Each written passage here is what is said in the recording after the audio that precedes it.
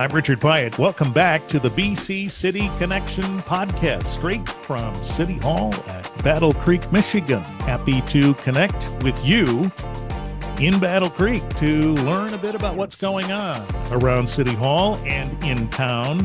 And of course, around this time, it's crunch time, you might say, for the city clerk.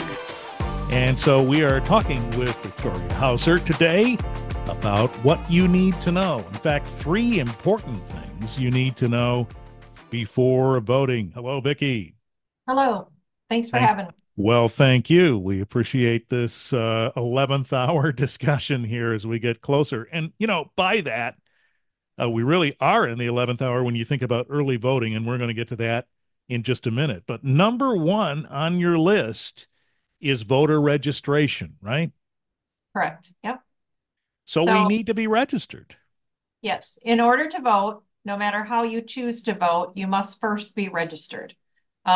Yesterday was the last day that people could register by mail or online. So, starting today, if you are not already registered, you do need to visit your local clerk's office and provide government ID and proof of your residency in order to register to vote.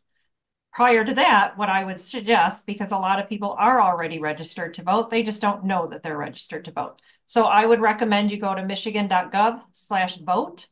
And then on that website, you can look up to see if you are already registered. You can check to make sure that your address is correct so that when you do go to your polling place, that you're going to the proper polling location.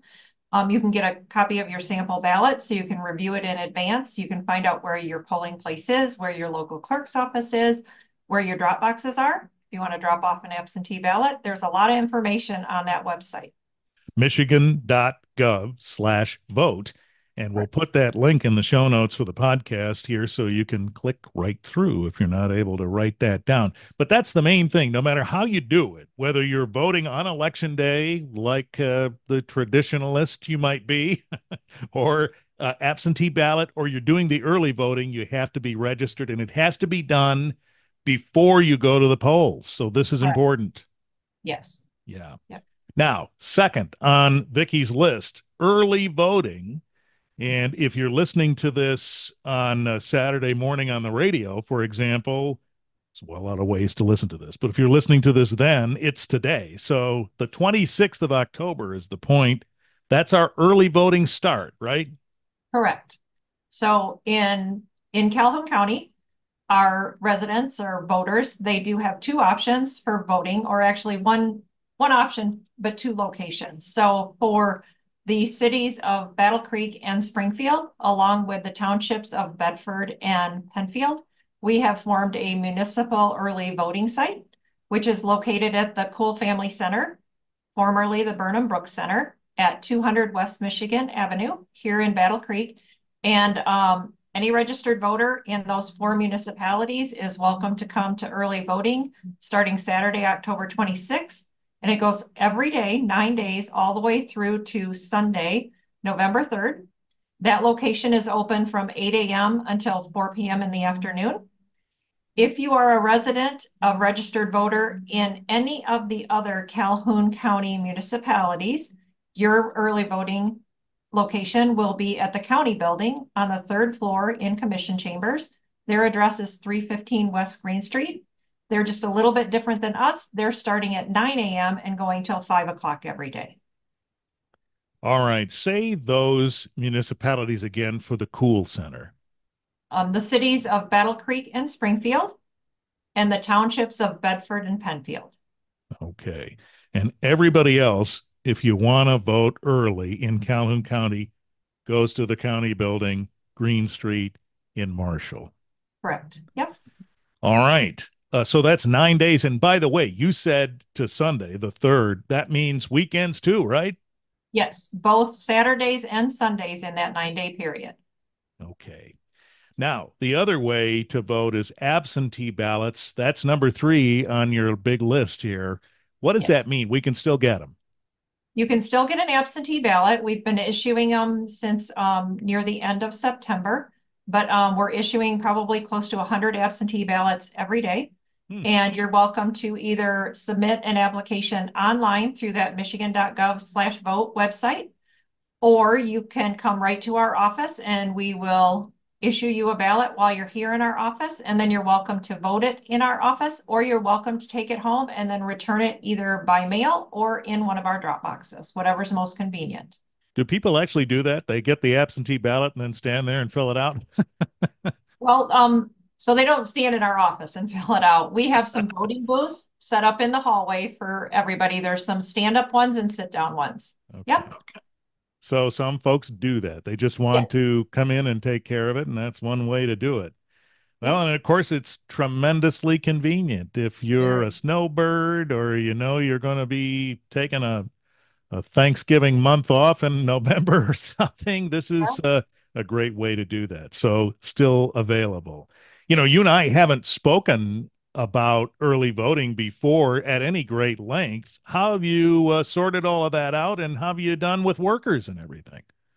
So we were really fortunate. Our four municipalities working together had an abundance of inspectors who wanted to work early voting, Nice. and still work election day for us. So that's important too, because election day is our busiest day. So they were willing to do both. We had way too many.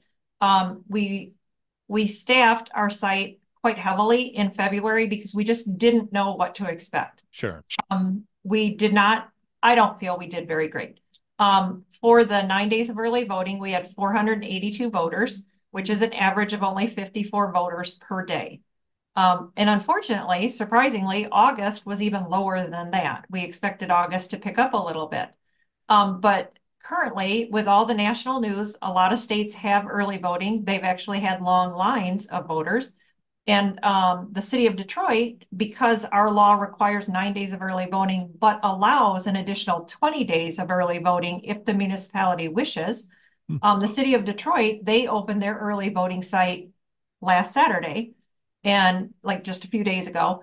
And they had not quite, but almost 2,000 voters on that one day, on the first day, Oh which my. is almost 10 times more than they had in August. So that's really good. I hope it's a trend that everybody will start participating in and taking advantage of it.